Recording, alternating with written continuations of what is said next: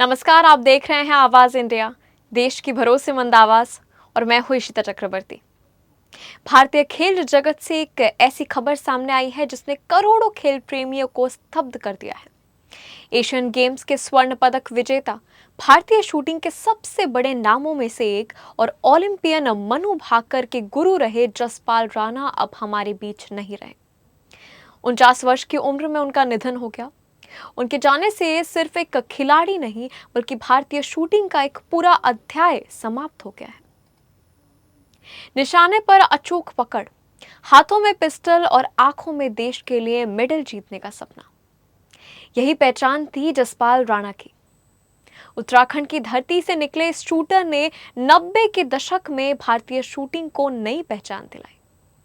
Asian games, Commonwealth games और अंतर्राष्ट्रीय प्रतियोगिताओं में उन्होंने भारत का परचम लहराया। उनके नाम दर्जनों अंतर्राष्ट्रीय पदक हैं और वे भारत के सबसे सफल निशानेबाजों में से गिने जाते हैं। लेकिन जसपाल राणा की कहानी सिर्फ मेडल जीतने तक सीमित नहीं रही।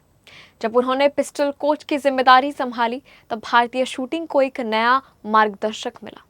उन्होंने कई युवा खिलाड़ियों को तराशा और उनमें सबसे बड़ा नाम रहा ओलंपिक पदक विजेता मनु भाकर का।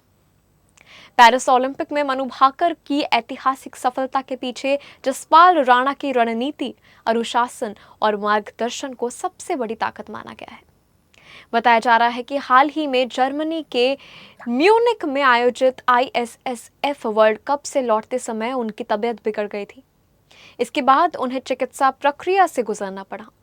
कुछ दिनों से उनका इलाज चल रहा था, लेकिन आखिरकार भारतीय खेल जगत ने अपना एक चमकता सितारा खो दिया।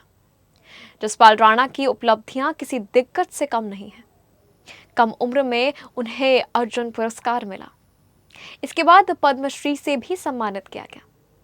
कोचिंग में योगदान के लिए उन्हें द्रोणाचार्य पुरस्कार भी मिला।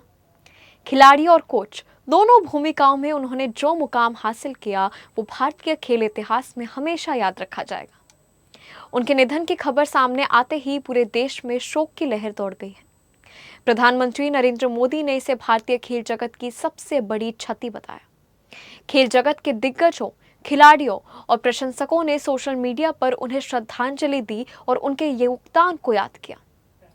जसपाल राणा सिर्फ एक निशानेबाज नहीं थे, वे एक संस्थान थे।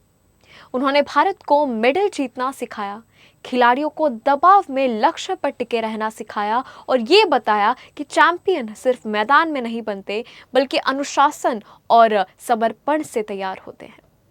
आज उनका जाना भारतीय शूटिंग के लिए एक ऐसा नुकसान है जिसकी भरपाई आसान नहीं होगी, लेकिन उनके बनाए खिलाड़ी, उनकी उपलब्धियां और उनकी सीख आने वाली पीढ़ियों को हमेशा प्रेरित करती रहेंगी।